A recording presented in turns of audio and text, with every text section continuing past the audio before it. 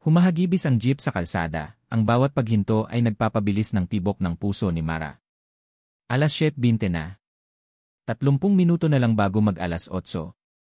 Kailangan niyang maihatid si Leo sa daycare bago siya magpunta sa pinakamahalagang interview ng buhay niya. Mama, gutom na ako, untag ni Leo, ang 5 taong gulang niyang anak, habang mahigpit na nakakapit sa kanyang kamay. Niyakap niya ang bata.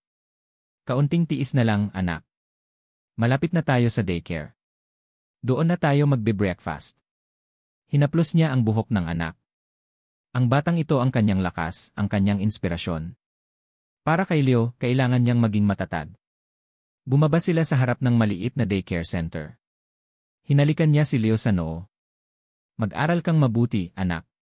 Sundin mo si teacher. Yes, mama. Masiglang sagot ni Leo. Napangiti si Mara. Kung may isang bagay siyang ipagmamalaki, iyon ay si Leo. Ang bata ay sapat na dahilan para bumangon siya araw-araw at lumaban sa mundo. Pagkatapos maihatid ang anak, nagmadali si Mara patungo sa istasyon ng Erie. Sumisikip ang dibdib niya sa kaba. Hindi lang ito basta interview. Ito ang Titan Corporation, isa sa pinakamalaking tech company sa bansa. Kung matatanggap siya, magbabago ang buhay nilang mag-ina. Nakarating siya sa gusali ng Titan Corporation. Tumunghay si Mara sa matayog at modernong estruktura para itong nagsasalita ng kapangyarihan at pag-asa. Huminga siya ng malalim, nagtipon ng lakas. Kaya mo yan, Mara, bulong niya sa sarili. Para kay Leo. Nasa loob na siya ng opisina, ang malamig na aircon ay tila pinalalamig din ang kaba niya. Matagumpay siyang nakalusot sa unang screening at ngayon, ito na ang huling yugto, ang interview sa C. Ilang minuto pa at tinawag na ang pangalan niya. Tumayo siya, ang puso'y bumubulagso. Pumasok siya sa silid. Malaki at napakagandang opisina. May malaking bintana na tanaw ang buong syudad. May isang babae na nakaupo sa tabi ng malaking mesa, at nang siya ay tumalikod, kinilabutan si Mara. Doon, nakatayo sa tabi ng bintana, nakatalikod, ay isang pamilyar na anino.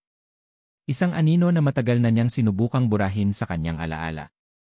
Umayos ang kanyang tayo, pinipilit itago ang pagkagulat. Magandang araw po, bati niya. Unti-unting lumingon ang lalaki. At sa sandaling nagtama ang kanilang mga mata, pakiramdam ni Mara, huminto ang mundo niya. Parang binagsakan siya ng buong kalangitan. Naglaho ang lahat ng tunog, tanging ang malakas na pintig ng sarili niyang puso ang naririnig niya. Si Marco.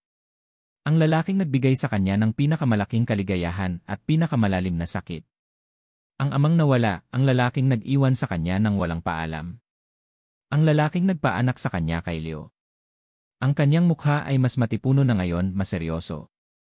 Ang kanyang suot na mamahaling suit ay nagdaragdag sa otoridad niya. Wala itong bakas ng pagkabata, ng pagiging malaya, ng pagmamahal na minsang nakita niya sa mga mata nito.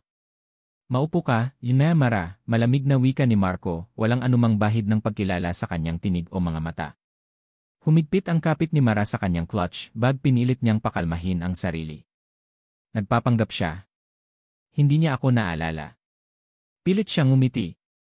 Salamat po, sir. Nagsimula ang interview. Sineseryoso ni Marco ang bawat tanong, ang kanyang mga mata ay nakatitig sa kanyang resume. Pakiramdam ni Mara, tumatagos ang mga tingin niya sa kaluluwa niya. Kailangan niyang maging propesyonal. Hindi niya maaaring ipahalata ang anumang bagay. Para ito sa kinabukasan ni Leo. Habang nagpaliwanag siya tungkol sa kanyang karanasan, kinuha ni Marco ang kanyang resume. Napansin niya ang isang bahagi na nakalabas mula sa kanyang wallet, isang maliit na litrato ni Leo. Ang litrato na lagi niyang dala. Natigilan si Marco. Ang kanyang mga mata, na kanina ay malamig, ay bahagyang kumislap. Hinawakan niya ang litrato. Pinagmasdan niya ito ng matagal, ang kanyang kilay ay bahagyang nakakunot. Isang kakaibang ekspresyon ang gumuhit sa kanyang mukha, pagtataka. Pagkalito. Pagkatapos ng ilang sandali, dahan-dahan niyang inangat ang tingin at nagtama muli ang mga mata nila. Ang kanyang tingin ay hindi na malamig. May kakaiba na itong pag-uusisa na tila may pinipilit siyang alalahanin. Ang pakiramdam na iyon ay mas masakit pa sa anumang galit. Dahil sa tingin ni Marco, para siyang isang estranghero. Walang bakas ng nakaraan. Walang bakas ng kanilang pagmamahalan. Ngunit ang pagtitig niya sa litrato ni Leo, ang bahagyang pagbabago sa kanyang ekspresyon ay nagbigay ng isang maliit na kislap ng pag-asa o baka takot sa puso ni Mara. Tapos na ang interview, yun na Mara, sabi ni Marco, ang boses ay formal pa rin, ngunit may bahagyang pag-aalinlangan. Tungkol sa litrato, napalunok si Mara. Naghanda siya sa tanong. Wala. Maghihintay ka ng tawag mula sa EFA. Hindi man lang niya itinuloy ang tanong. Isang malaking buntong hininga ang pinakawalan ni Mara nang makalabas siya sa silid. Ngunit ang huling tingin ni Marco, ang kanyang mga mata na nag-uusisa, na tila may hinahanap, ay bumabagabag sa kanya. Sino ka ba talaga, Mara? At sino ang batang ito? Wari ay tanong ng mga mata ni Marco, at sa tanong na yon, kinabahan si Mara. Kung malaman ni Marco ang totoo, ano ang mangyayari? Magulo na ang buhay niya at ngayon mas gugulo pa. Nakatanggap si Mara ng tawag mula sa EUA, matagumpay siyang nakakuha ng posisyon bilang Executive Assistant sa Titan Corporation. Isang halo ng kaba at tuwa ang naramdaman niya. Tuwa dahil sa wakas ay makakakuha siya ng disenteng sweldo para kay Leo. Kaba dahil araw-araw niyang makakasalamuha si Marco. Unang araw ng trabaho. Maaga siyang dumating. Maluwag ang kanyang departamento, ang mga cubicle ay moderno at may sariling espasyo.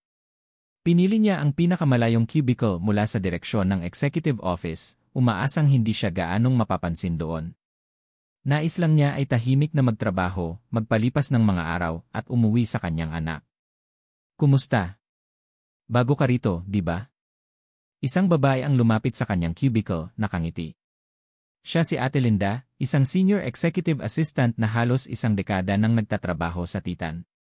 Ako si Linda, Ate Morito.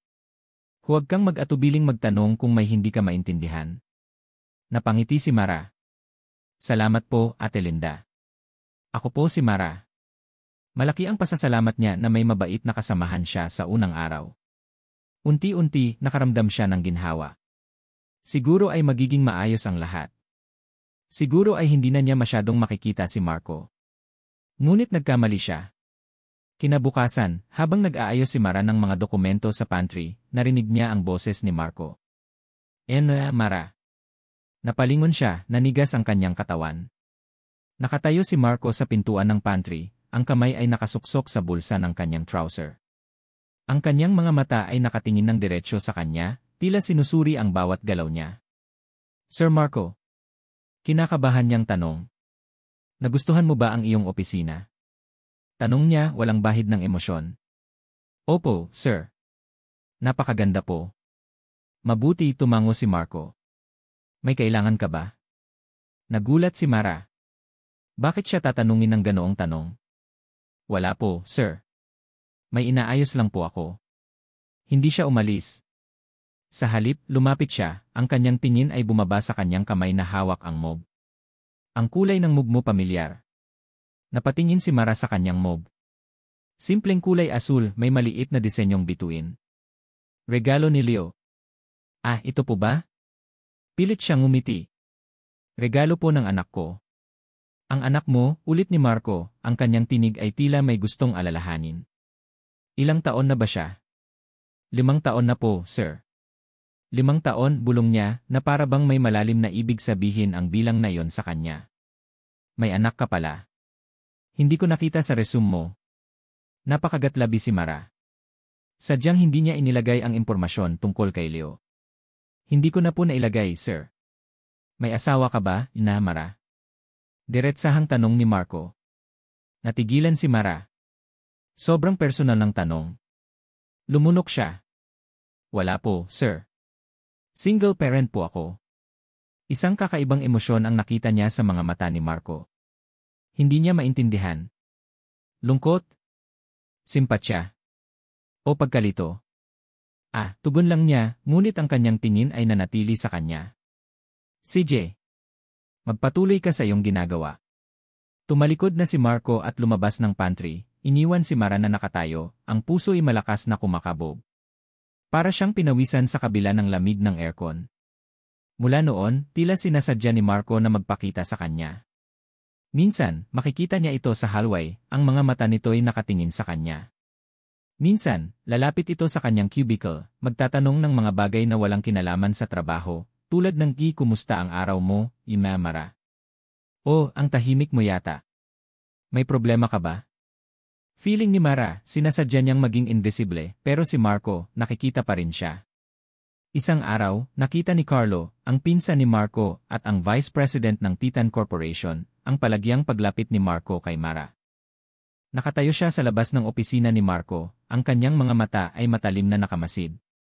Makalipas ang ilang sandali, nakita ni Mara na nilapitan ni Carlo ang isa sa mga head ng department niya.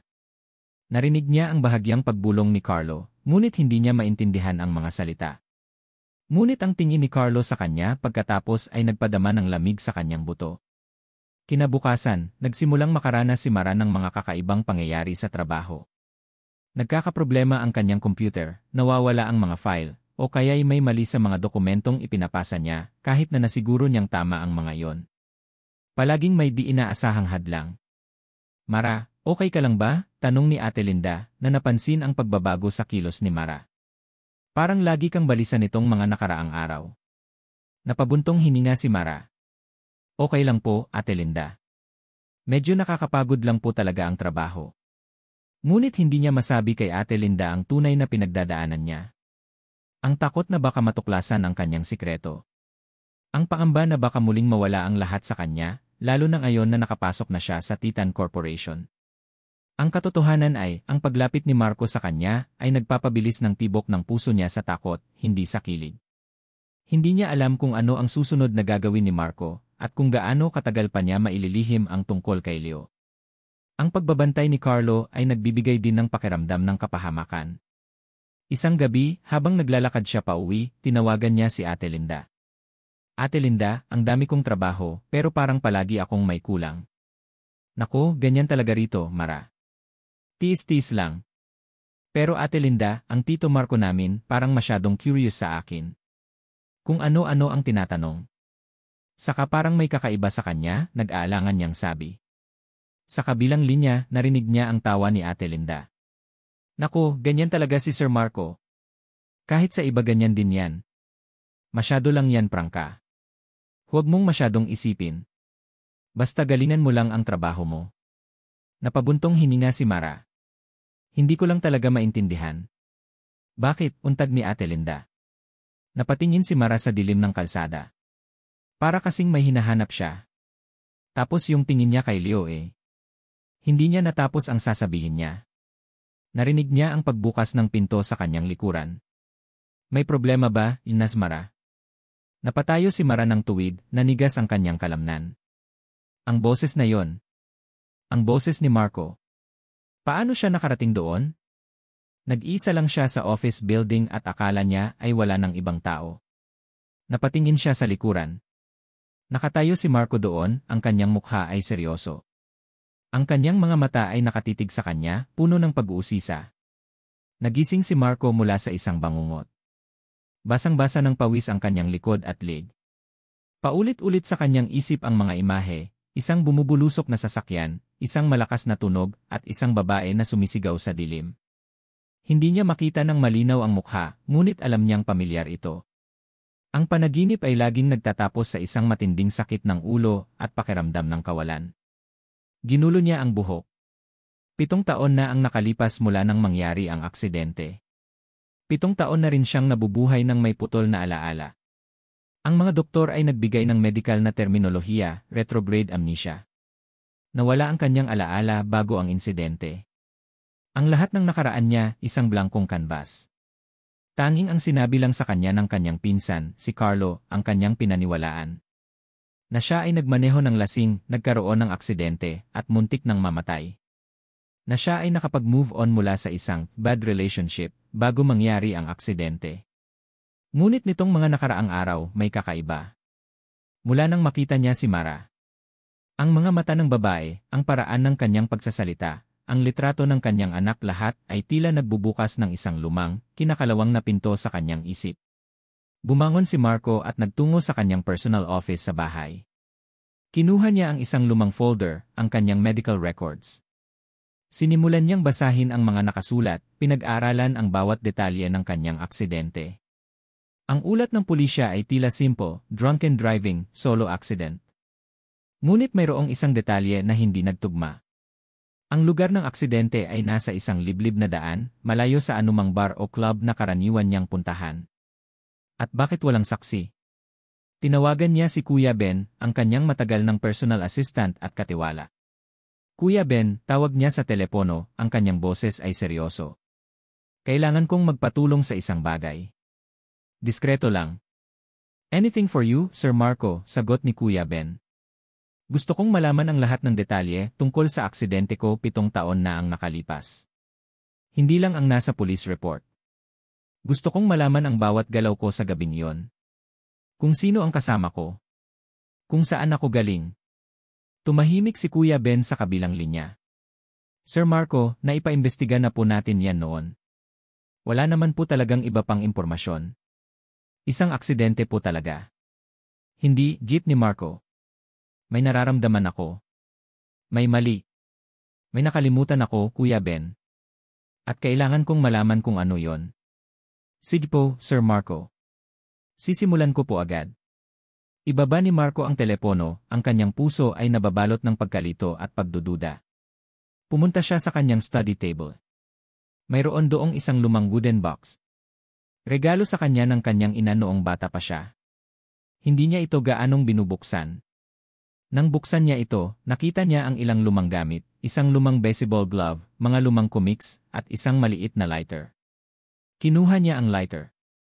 Simpleng kulay pilak, may nakaukit na L&I sa gitna. Hinaplos niya ang inukit na letra.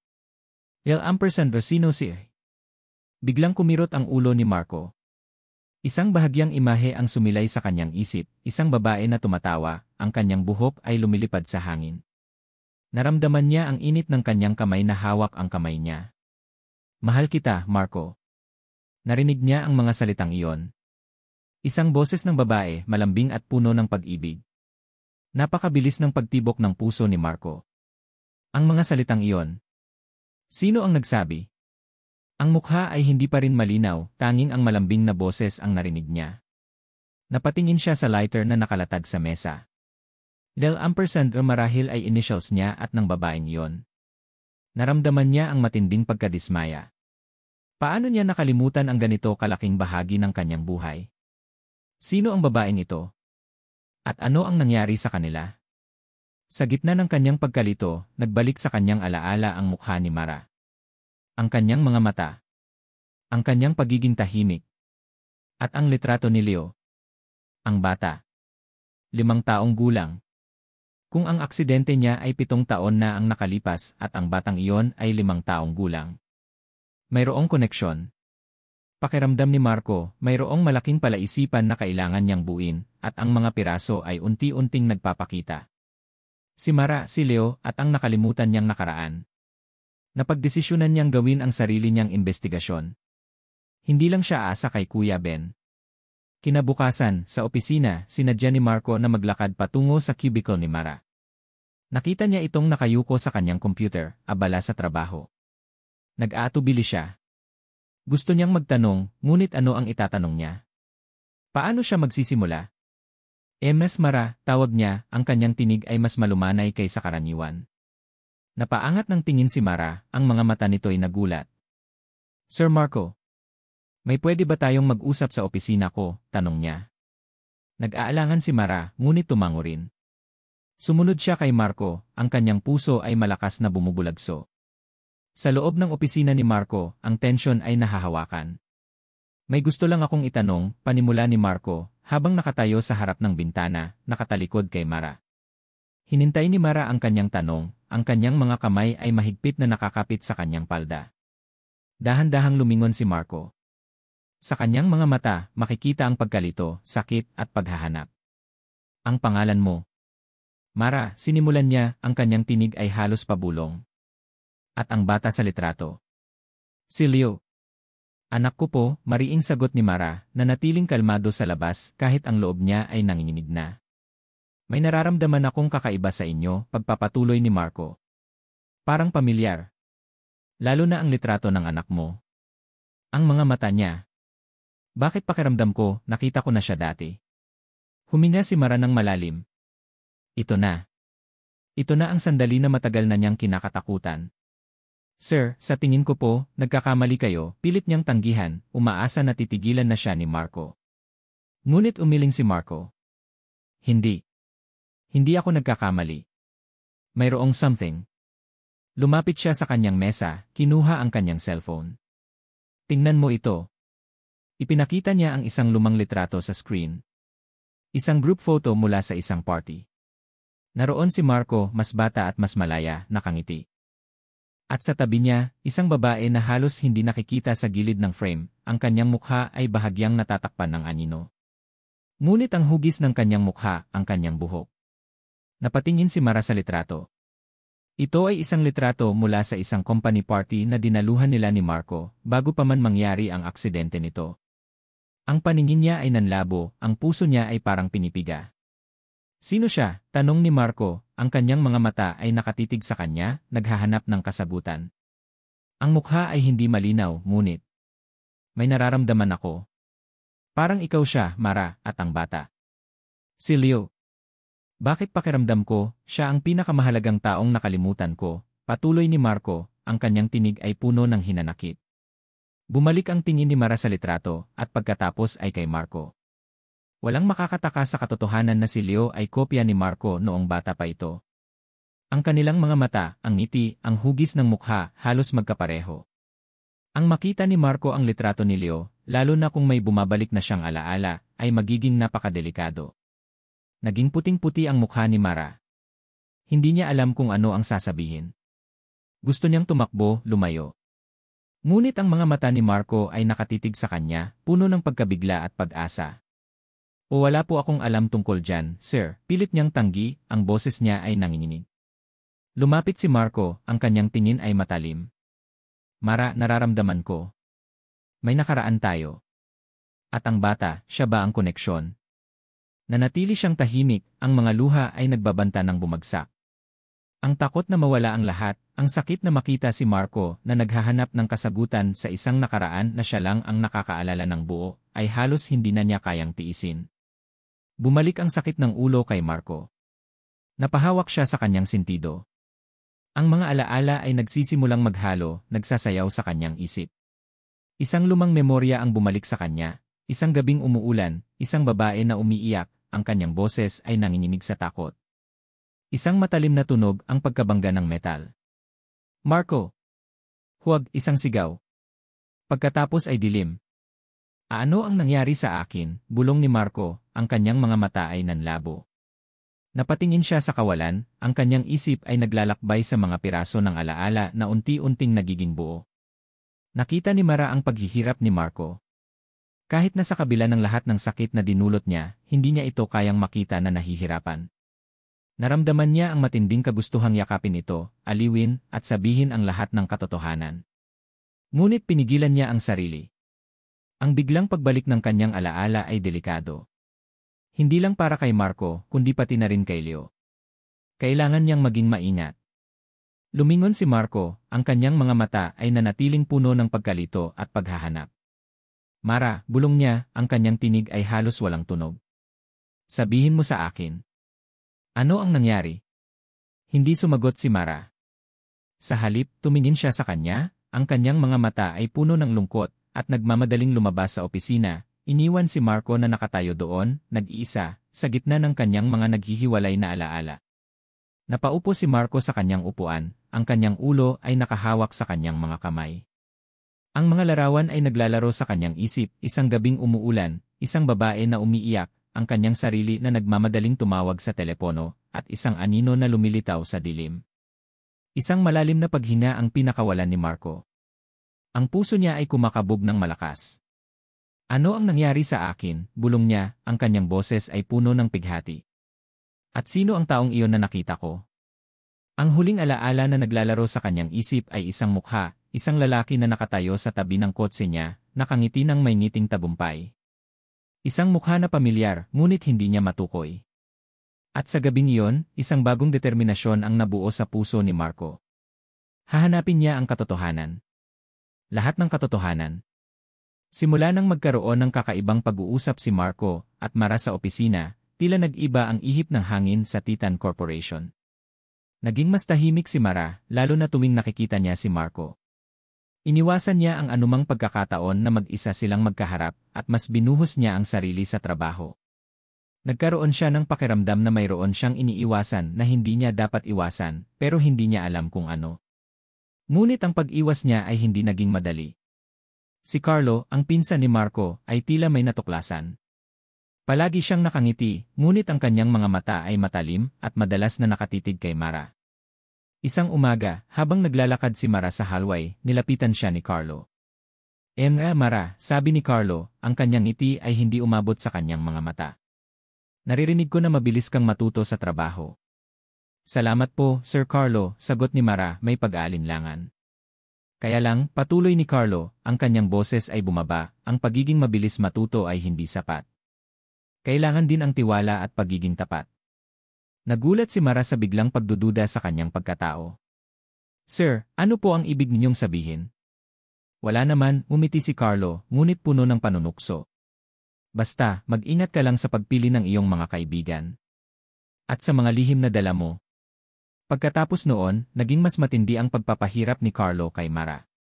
Binigyan niya si Mara ng mga proyektong imposibleng matapos, mga report na kailangan ng napakabilis na turnaround time, at mga gawain na hindi naman talaga trabaho ng isang executive assistant. Isang araw, sa isang department meeting, pinahiya ni Carlo si Mara sa harap ng lahat. Mara, nasaan ang report na ipinagawa ko sa iyo kahapon? Tanong ni Carlo, ang kanyang boses ay malakas at malinaw.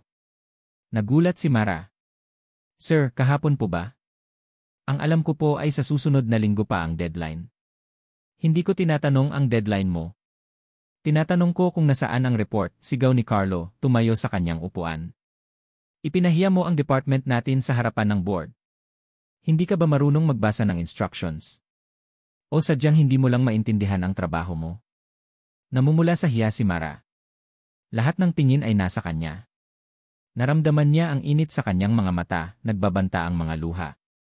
Carlo, tama na, isang tinig ang nagsalita. Napalingon ang lahat. Nakatayo si Marco sa pintuan ng conference room, ang kanyang mukha ay seryoso. Wala siyang nakagawian na dumalo sa mga department meeting, kaya ang kanyang pagdating ay nagdulot ng gulat. Lumapit si Marco sa mesa. Mara, maaari ko bang makita ang instructions na ibinigay sa'yo? Nag-aalangan si Mara, ngunit ibinigay niya kay Marco ang email ng instructions. Binasa ito ni Marco ng tahimik. Nakasaad dito na ang deadline ay sa susunod na linggo pa, kalmadong wika ni Marco, matapos niyang basahin ang email. At ang report ay para sa isang preliminary discussion, hindi para sa board meeting. Napatingin si Marco kay Carlo, ang kanyang mga mata ay matalim. Carlo, bakit mo ipinapahiya ang ating empleyado sa harap ng lahat? Napangiti si Carlo, ngunit may bakas ng pagkainis. Nababahala lang ako, pinsan. Sa performance ng mga bagong recruit. Gusto ko lang siguraduhin na mataas ang standards ng Titan. At siguraduhin mo rin na tama ang iyong impormasyon bago ka manghusga, malamig na sagot ni Marco. Mara, magpatuloy ka sa iyong trabaho. Hindi mo kailangang mag-alala sa mga akusasyong walang batayan. Umupo na si Marco sa isang silya at nagpatuloy ang meeting. Ngunit ang pagdating at pagtatanggol ni Marco ay nagdulot ng bulong-bulungan. Ang ilan ay nagulat, ang ilan ay nagtataka sa biglang pagpapahalaga ni Marco kay Mara. Kinagabihan, ginanap ang taunang kompani gala ng Titan Corporation. Ito ay isang formal na okasyon kung saan nagtitipon ang lahat ng empleyado at mga importante na tao sa industriya. Nakasimple ngunit eleganteng gown si Mara. Hindi niya talaga gustong pumunta, ngunit obligadong dumalo ang lahat. Sana ay matapos na ito ng walang aberya. Biglang nagkaroon ng ingay. Si Sir Marco bulong ng isa. Nakita niya si Marco na nakasuot ng itim na tuksedo na lumakad sa entrance. Ngunit hindi siya nag-iisa. Sa kanyang tabi ay isang napakagandang babae na nakasuot ng mamahaling gown, ang kanyang buhok ay nakapusod ng elegante. Siya si Sofia. Nagkaroon ng bulong-bulungan. Si Sofia ba yan? Ang anak ng dating business partner ng pamilya nila Marco. Lumakad si Marco at Sofia patungo sa gitna ng ballroom. Ngumiti si Marco sa mga bisita. Gusto ko pong ipakilala sa inyong lahat, sabi ni Marco sa microphone, ang kanyang boses ay malakas at malinaw. Ang aking fiancée, Sofia de la Cruz. Para siyang binagsakan ng langit at lupa. Fancy. Niyakap ni Sofia ang braso ni Marco at mumiti ng matamis sa lahat. Ang mga tao ay nagpalakpakan at may ilan na nagulat. Napatingin si Mara kay Marco. Ang kanyang puso ay kumirot. Naaalala niya ang araw na nagplano silang magpakasal bago ang aksidente. Ngayon, mayroon na itong iba. Isang fiancé. Habang nagpapatuloy ang gala, lumapit si Sofia kay Mara. Ang kanyang ngiti ay matamis, ngunit ang kanyang mga mata ay matalim. Hi, Mara, di ba? Bungad ni Sofia, ang kanyang boses ay parang honey, ngunit may bahid ng kalamigan. Narinig ko na bago ka rito. Opo, yun na Sofia, sagot ni Mara, pinipilit na maging kalmado. Alam kong bago ka pa lang dito, Mara, patuloy ni Sofia, ang kanyang boses ay bumaba, halos pabulong. Ang kanyang ngiti ay nanatili, ngunit ang kanyang mga mata ay nagpapakita ng babala. Pero may mga bagay na hindi mo dapat lapitan, lalo na kung pag-aari na ng iba.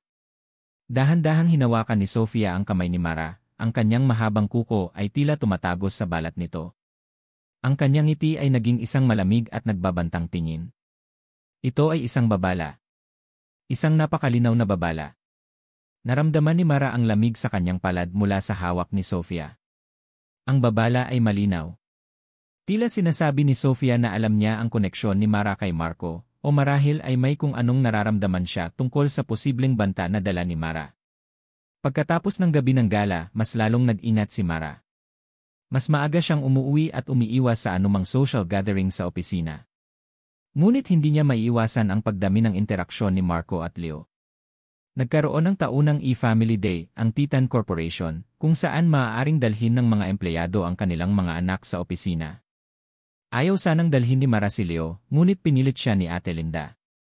Mara, para kay Leo yan. Malaki ang company, maraming games, at may libreng pagkain, paungumbinsi ni Ate Linda. Saka, hindi naman nakikita ni Sir Marco ang lahat ng tao. Malaki iyang event na yan. Pumayag si Mara, ngunit may takot pa rin sa kanyang dibdib. Kailangan niyang bantayan si Leo ng mabuti. Sa Family Day, masayang naglalaro si Leo sa children's play area.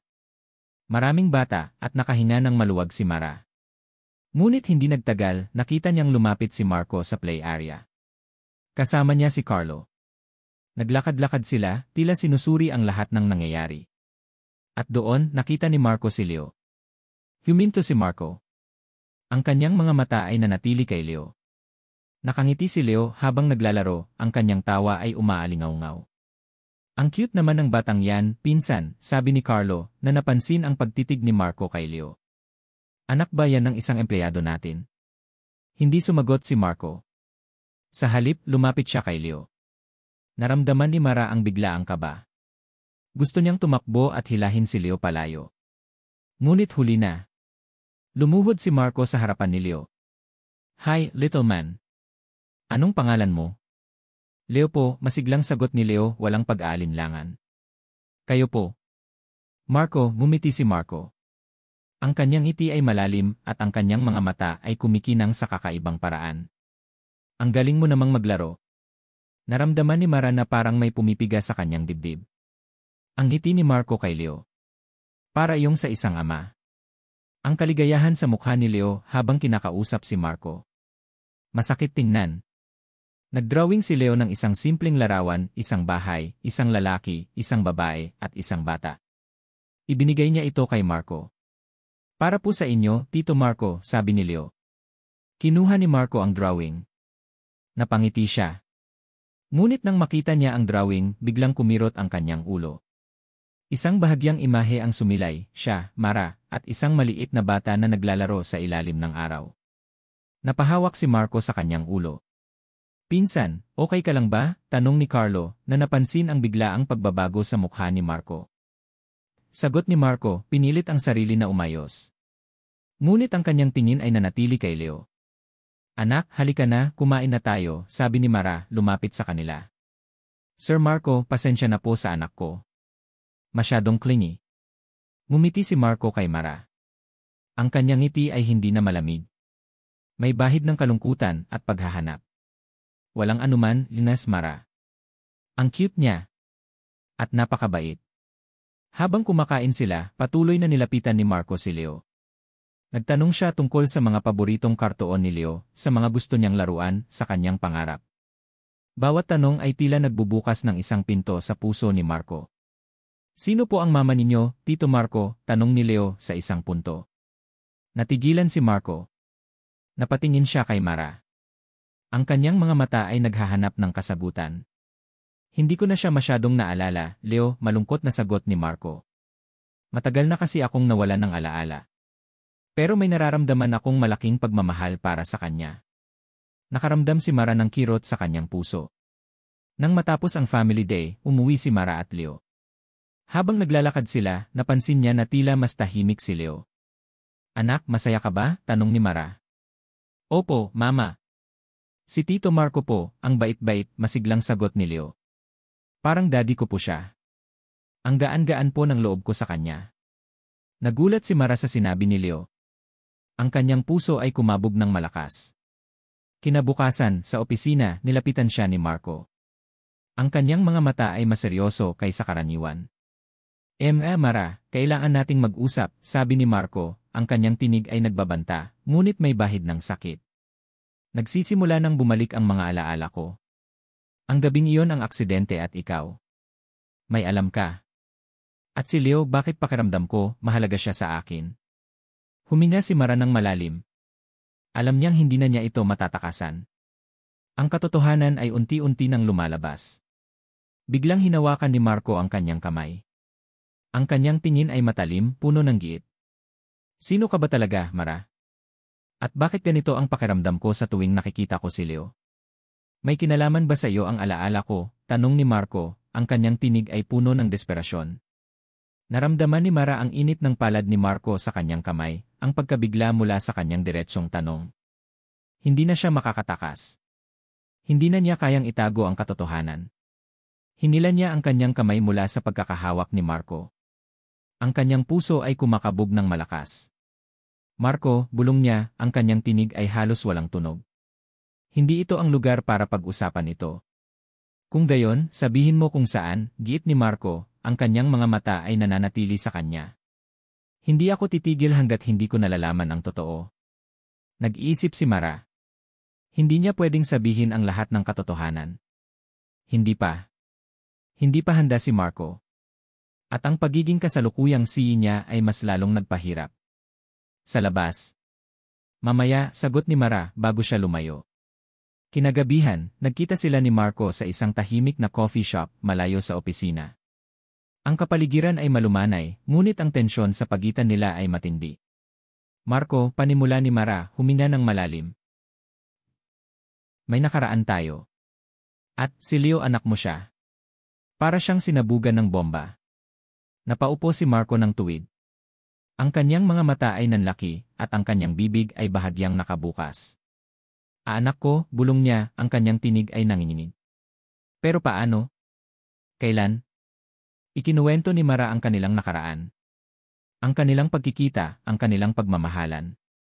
Ang gabing iyon ang gabing bago ang kanyang aksidente. Hindi ko alam kung bakit ka nawala, Marco, patuloy ni Mara, ang kanyang mga mata ay puno ng lungkot. Nasa ibang bansa ako para sa trabaho, at nang bumalik ako, wala ka na. Hindi ka na sumasagot sa tawag ko. Naghintay ako, umasa ako, ngunit nawala ka.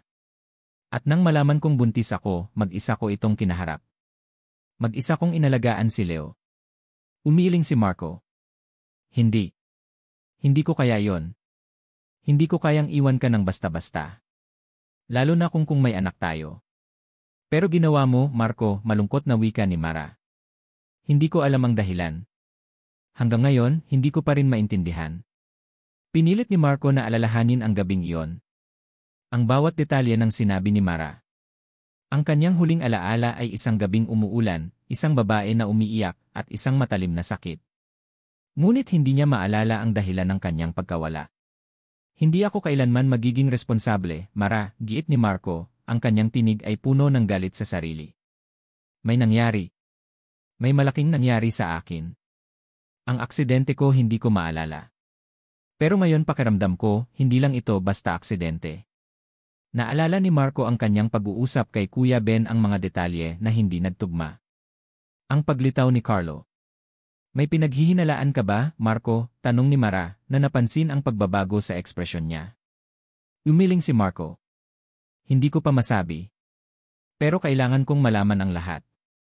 Kung si Leo ay anak ko at mayroon tayong nakaraan, kung gayon, hahanapin ko ang buong katotohanan. Kahit ano pa yon. At hindi ako titigil hanggat hindi ko nalalaman kung sino ang may gawa nito sa akin.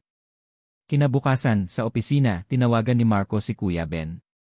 Kuya Ben, mayroon ka na bang natuklasan tungkol sa aksidente ko? Tanong ni Marco, ang kanyang tinig ay seryoso. Sir Marco, wala naman po akong masyadong nakita na kakaiba, sagot ni Kuya Ben, pero may isang bagay po akong napansin. Mayroong isang CCTV camera sa kanto malapit sa pinangyarihan ng aksidente.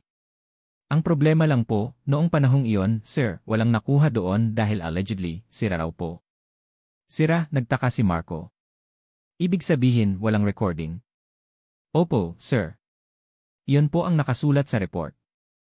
Nagkaroon ng kakaibang kutob si Marco. Mayroong malaking butas sa kwento ng kanyang aksidente. Bakit sira ang CCTV? At bakit hindi ito kinwestiyon noon? Kuya Ben, sabi ni Marco, gusto kong hanapin mo ang lahat ng maaaring saksi sa lugar na yon. Kahit matagal na. At tingnan mo kung mayroon bang ibang CCTV sa paligid. Baka mayroon lang silang nakaligtaan. Sige po, Sir Marco. Gagawin ko po agad. Ibaba ni Marco ang telepono, ang kanyang mga mata ay naniningkit. Naglalakad siya papunta sa opisina ni Carlo. Nakita niya si Carlo na abala sa pag-uusap sa telepono. Sigurado ako. Kailangan nating tanggalin siya. Alam na niya ang masyadong marami. Kahit anong paraan, narinig ni Marco ang bulong ni Carlo, bago ito biglang napansin si Marco. Agad na binaba ni Carlo ang telepono at mumiti ng pilit. Pinsan! Anong kailangan mo? Wala, sagot ni Marco, pinipilit na maging kalmado. Narinig ko lang na may problema ka. Ah, wala to, pinsan. Mga problema lang sa negosyo, sagot ni Carlo, may bahid ng kaba sa kanyang boses. Nagdududa si Marco. Alam niyang may tinatago si Carlo. At alam niya na may kinalaman iyon sa kanya. Kung si Leo ay anak ko at mayroon tayong nakaraan, kung gayon, hahanapin ko ang buong katotohanan. Kahit ano pa yon. At hindi ako titigil hanggat hindi ko nalalaman kung sino ang may gawa nito sa akin. Ang mga salitang ito ang sumilay sa isip ni Marco, mas lalo niyang naramdaman na mayroong kalaban. At ang kalaban na ito ay nasa loob mismo ng kanyang sariling pamilya. Naging mas maingat si Marco sa bawat galaw niya. Ang pagiging tahimik at pagdududa ni Carlo ay nagpapatunay na mayroon itong tinatago. At ang huling pag-uusap nila ni Mara ang nagpalakas ng kanyang kutob. Alam ni Carlo na unti-unti nang bumabalik ang alaala ni Marco, at alam din niyang may alam si Mara sa nakaraan nilang dalawa. Kailangan niyang kumilos. Kailangan niyang alisin ang banta. Isang umaga, habang nagbubukas si Mara ng kanyang email, nakatanggap siya ng isang anonymous na email. Ang subject line ay Confidential Report, Titan Corp. Nag-aalangan siyang buksan, ngunit ang curiosity niya ay mas malakas. Nang buksan niya ang email, nakita niya ang isang confidential document, isang financial report ng Titan Corp na hindi pa dapat ilabas. May nakasulat pa sa ibaba ng document, Shared Eli Mara Santos. Kinilabutan si Mara. Alam niyang ito ay gawa ni Carlo. Hindi pa niya natatanggal ang attachment, biglang lumitaw ang isang email mula sa Human Resources. Urgent meeting with AR and management. Dumating si Mara sa meeting room, kung saan nakaupo na si Carlo, ang head ng EAC, at si Kuya Ben na may malungkot na mukha. Ms. Mara, panimula ng head ng EAC, ang kanyang tinig ay seryoso. Mayroon kaming natanggap na impormasyon tungkol sa isang violation ng company policy. Isang confidential report ang na-leak, at ang aming investigation ay nagtuturo sa iyo. Ipinakita sa kanya ang email na may attachment ng report at ang kanyang pangalan sa ibaba. Sir, ma'am, hindi po ako ang gumawa niyan, giit ni Mara, ang kanyang tinig ay nanginginig sa takot at galit.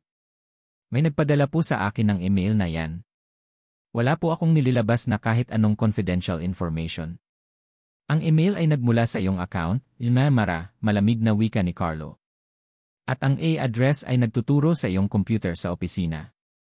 Mayroon din kaming ebidensya na mayroong activity sa iyong account sa oras na ito ay na-leak.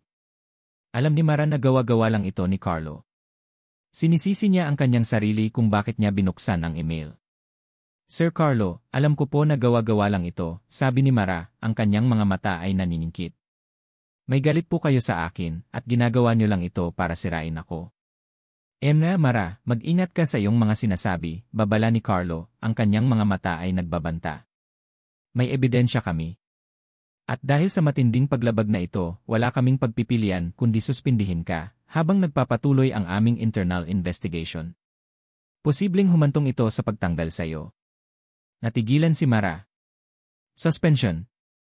Pagkakaputol ng trabaho. Paano na si Leo? Huwag po, sir. Kailangan ko po ang trabahong ito. Wala po akong ginagawang masama, nagmamakaawa si Mara, ang kanyang mga mata ay puno ng luha. Ngunit nagmatigas si Carlo.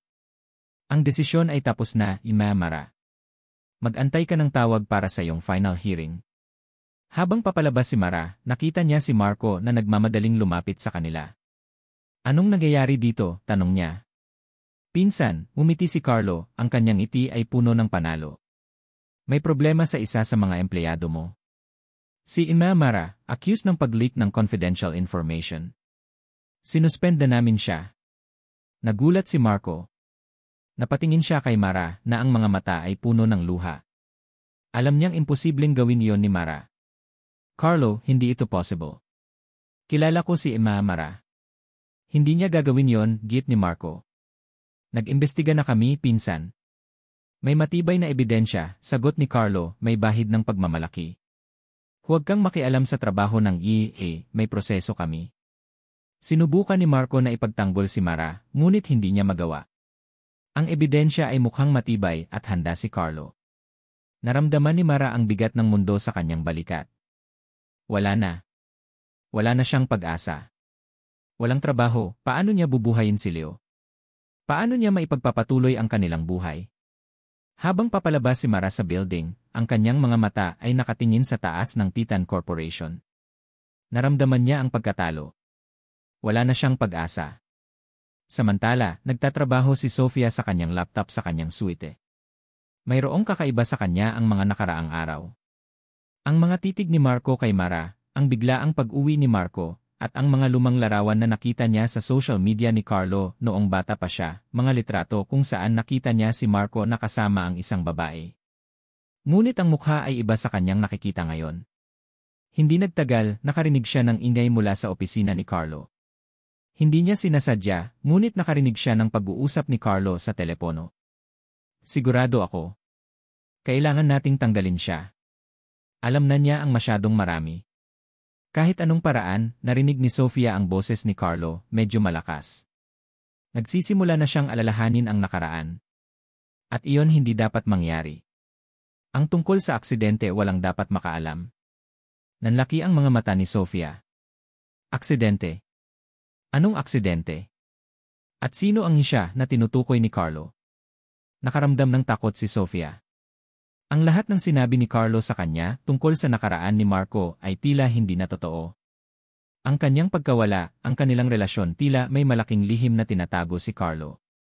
Nagpasya si Sofia na mag-imbestiga. Hindi siya susunod sa utos ng sinuman ng walang sapat na ebidensya. Kung mayroon mang masamang nangyayari, gusto niyang malaman ang totoo. Kinabukasan, habang wala si Carlo sa kanyang opisina, sinubukan ni Sofia na pasukin ang kanyang computer.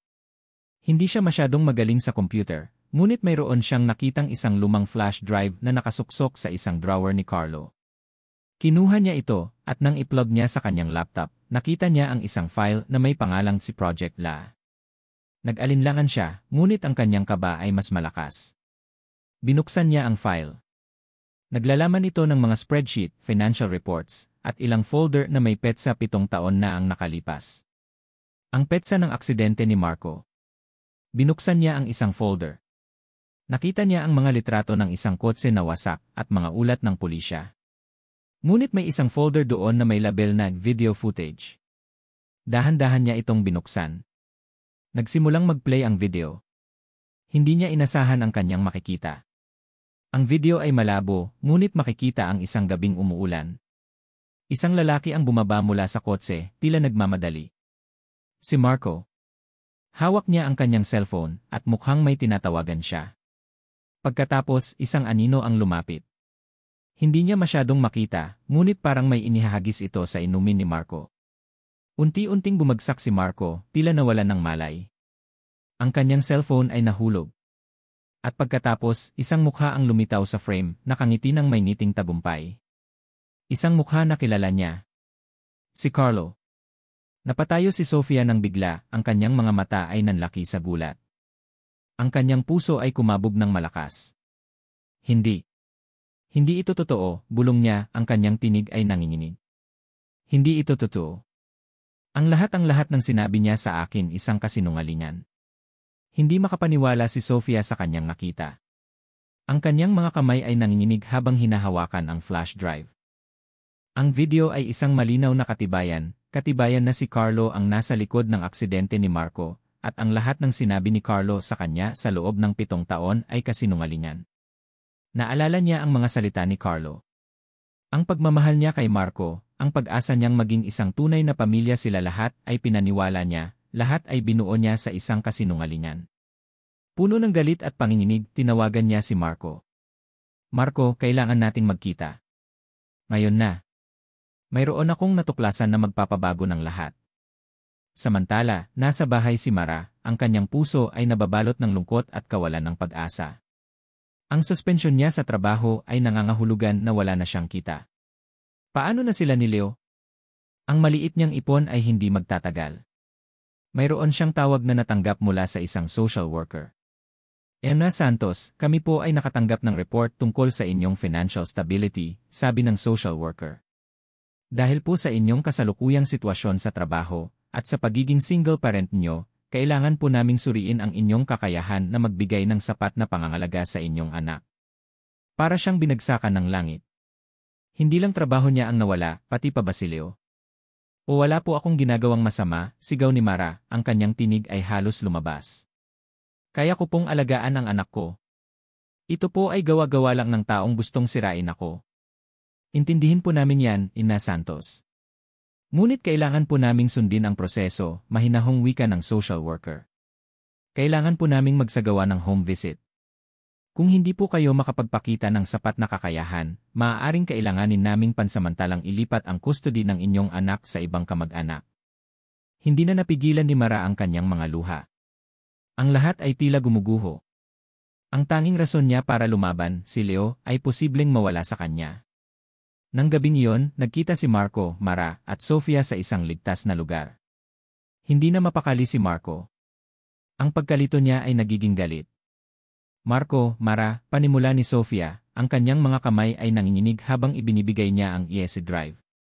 Ito ang dahilan kung bakit naglaho si Marco, Mara. At ito ang tunay na mukha ni Carlo. Isinaksak ni Marco ang ESC drive sa kanyang laptop. Binuksan niya ang file. Nagsimulang mag-play ang video.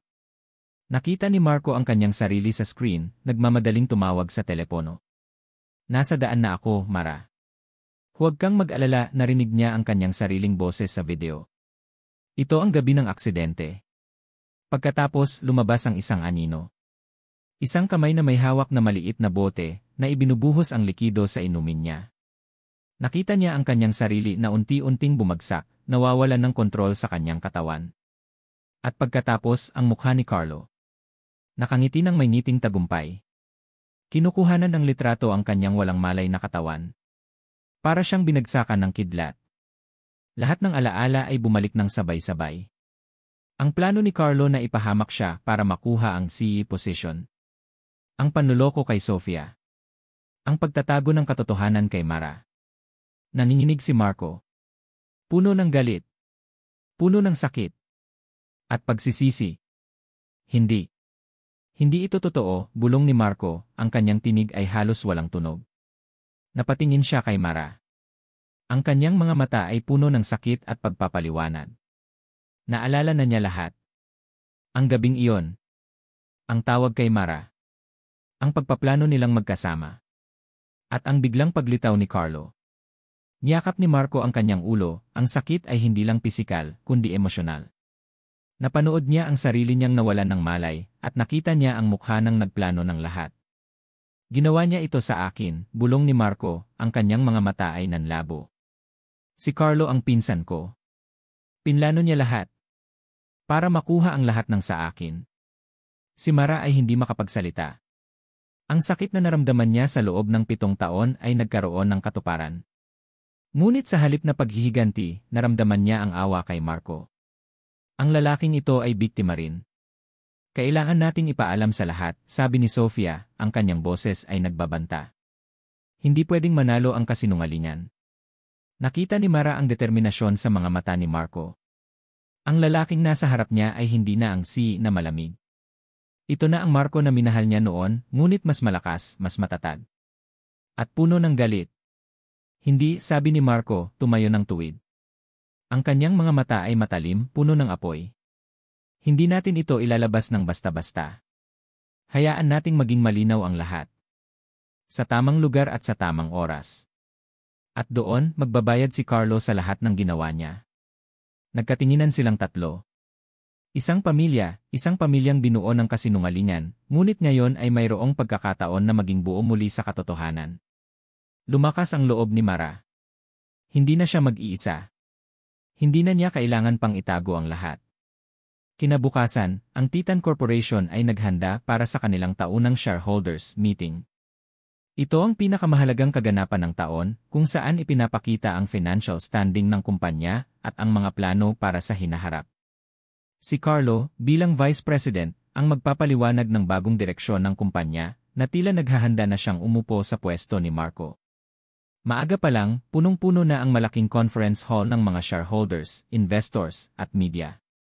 Nakasuot ng formal na damit sina Marco, Mara, at Sofia. May kaba sa dibdib ni Mara, ngunit may determinasyon sa kanyang mga mata. Sa wakas, malalantad ang katotohanan. Naglakad si Marco patungo sa podyum, ang kanyang mukha ay seryoso. Si Carlo, na nakaupo sa harap, ay nakangiti, siguradong siya ang magiging sentro ng atensyon. Nagsimulang magsalita si Marco. Magandang umaga po sa inyong lahat. Maraming salamat po sa pagdalo sa aming taunang shareholders meeting. Pagkatapos ng ilang formal na pagbati, nagbago ang tono ni Marco. Bago po tayo dumako sa financial reports, may gusto po akong ibahagi sa inyo.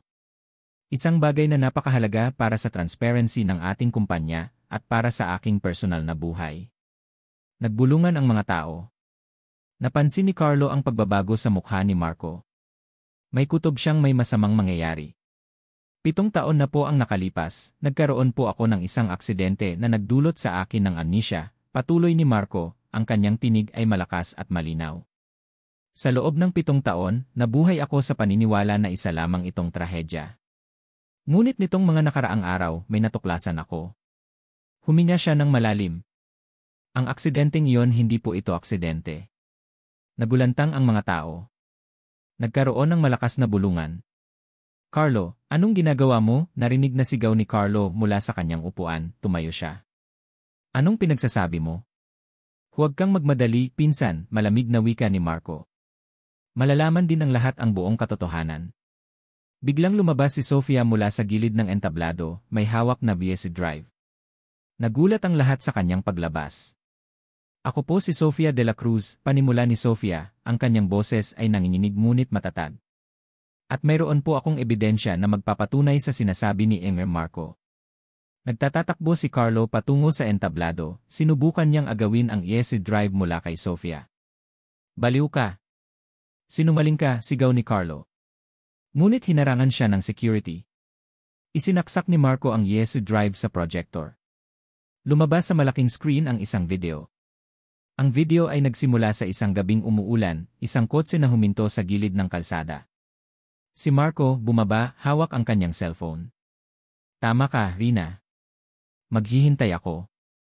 Huwag kang mag-alala, pupuntahan kita kahit umuulan. Mahal na mahal kita, narinig ang boses ni Marco sa video. Nanlaki ang mga mata ni Mara nang marinig ang pangalan niyang Rina, ang lumang pangalan niya. Pagkatapos, lumitaw ang isang anino. Isang kamay na may hawak na maliit na bote, ibinubuhos ang likido sa inumin ni Marco. Unti-unting bumagsak si Marco. Nakita ng lahat ang kanyang cellphone na nahulog. At pagkatapos, ang mukha ni Carlo. Nakangiti ng may ngiting tagumpay. Kinukuhanan ng litrato ang kanyang walang malay na katawan. Isang malakas na, "Oh and my God," ang narinig mula sa crowd. May mga nagulat, may mga nagalit, may mga umiyak. Sa sandaling lumabas ang mukha ni Carlo, ang lahat ng alaala ni Marco ay bumalik ng buo at malinaw. Ang sakit, ang galit, ang pagtataksil, lahat ay bumalik. Ginawa mo ito, Carlo, sigaw ni Marco, ang kanyang tinig ay puno ng galit at paghati. Para sa kapangyarihan. Para sa posisyon ko. At para sa pagmamay-ari mo kay Sofia. Naging puting-puti ang mukha ni Carlo. Nagtatago siya, ngunit wala na siyang mataguan.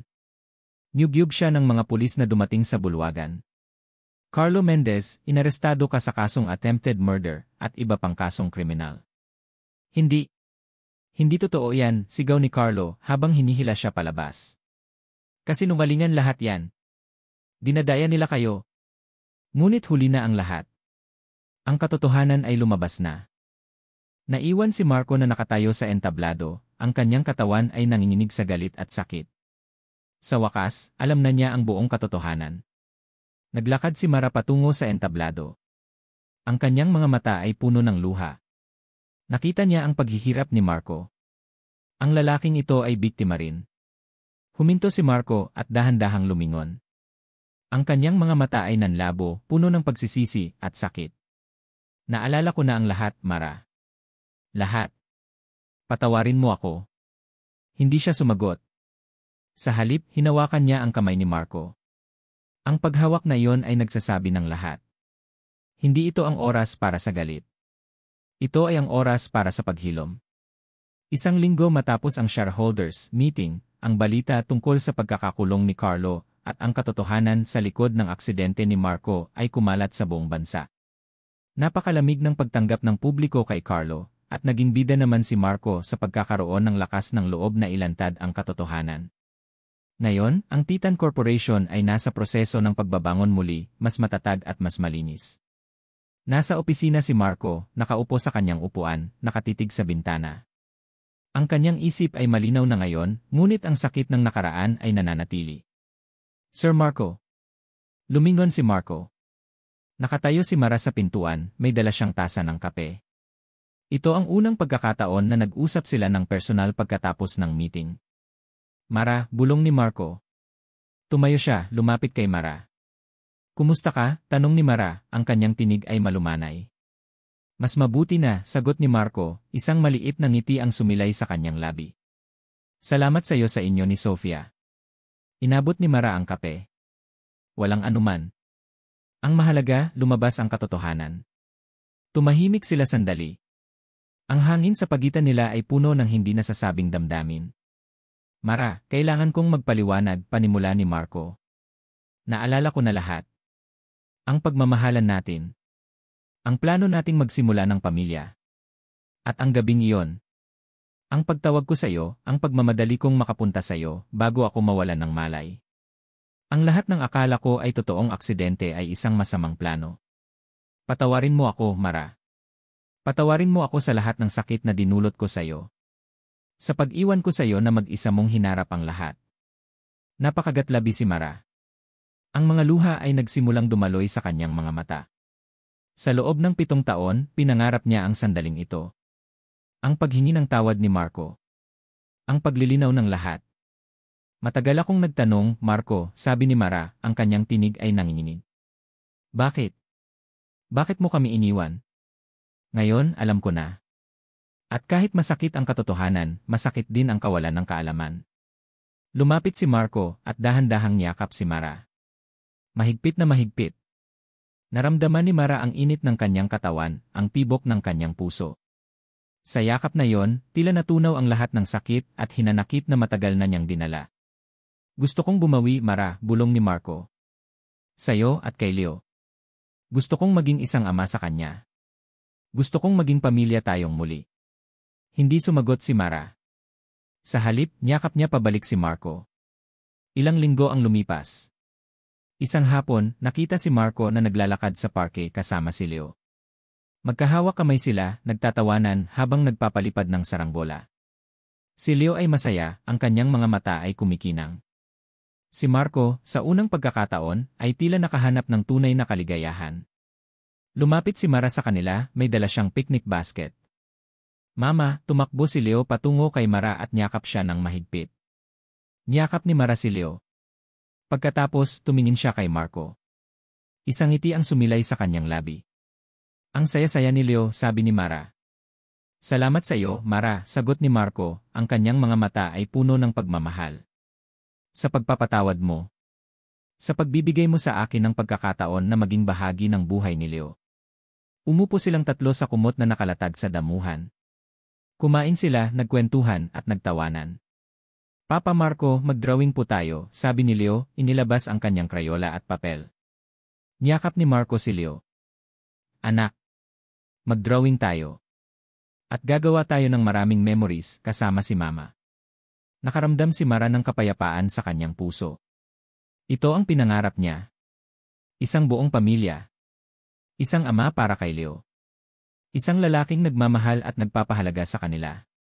Samantala, nagkaroon din ng bagong buhay si Sofia. Matapos ilantad ang katotohanan, nagbigay siya ng kanyang testimonya laban kay Carlo. Nakahanap siya ng kapayapaan sa pagiging matapang at sa pagtatama ng mali. Nagsimula siyang magtrabaho sa isang non-profit organization, naghahanap ng bagong layunin sa buhay na malayo sa corporate world. Nakahanap siya ng tunay na kaligayahan sa pagtulong sa iba. Sa paglubog ng araw, nakaupo si Mara at Marco sa damuhan, pinagmamasdan si Leo na naglalaro sa malayo. Nang hawakan si Marco sa kamay ni Mara. Maraming salamat sa pagpapatawad mo, mahal ko. Ngayon, mayroon na tayong bagong simula, isang pamilya na binuo ng pag-ibig at katotohanan. Hinalikan ni Marco ang noo ni Mara. Tumingin si Mara kay Marco, ang kanyang mga mata ay puno ng pagmamahal. Ang sakit ng nakaraan ay hindi nawala, ngunit ito ay napalitan ng pag-asa. Ang kanilang pagmamahalan, na minsan ay nasira ng kasinungalingan, ay muling nabuhay, mas malakas at mas matatag kaysa dati. Dahil sa dulo, ang katotohanan ang nagbigay daan sa paghilom, at ang paghilom ang nagbukas ng puso para sa tunay at walang hanggang pag-ibig.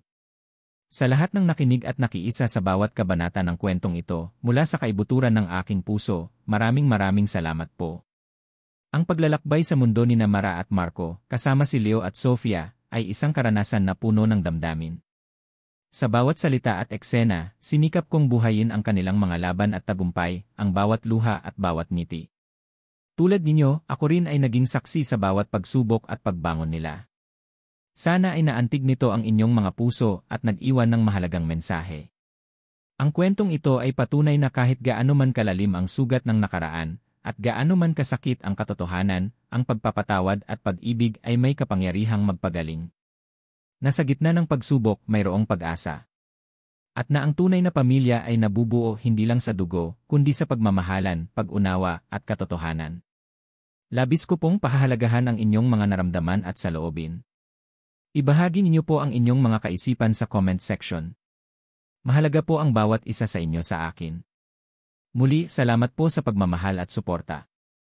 Hanggang sa muli nating paglalakbay sa mundo ng mga kwento.